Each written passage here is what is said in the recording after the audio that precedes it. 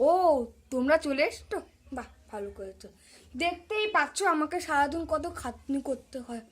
কি করব বলো? আমার ছেলে মান্টু কিচ্ছু করবে না, সারাদিন খাটবে না, মাতবে না, কিচ্ছু না, শুধু এই মোবাইল আর খেলাধুলো। সারাদিন তো পড়ার নামই নেই। পরীক্ষা তাও কিছু নেই। ও সারা সারা দিন ফাঁকি দিয়ে গেল, পরীক্ষা সময় ফাঁকি দিয়ে গেল। আর মান্টুর বাবা হয়েছে এক, চা চা চা চা করে কাঁপিয়ে দিল।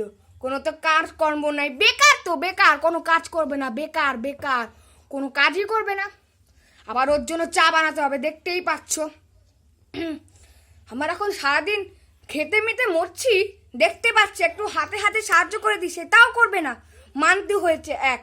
আর আমার মেয়ে মাম্মা, ও কোথা থেকে একটা ফোন বিনো বিনো হয় না, ওখান থেকে একটা টাকা ইনকাম করছে।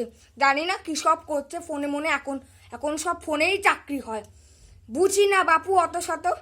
আর এখন মান্তু দেখতে পাচ্ছে, মান্তু তো এখন ফোন দেখে দেখে চোখটা খারাপ করে দেবে। আমি যাই মান্তুর কাছে যাই। মান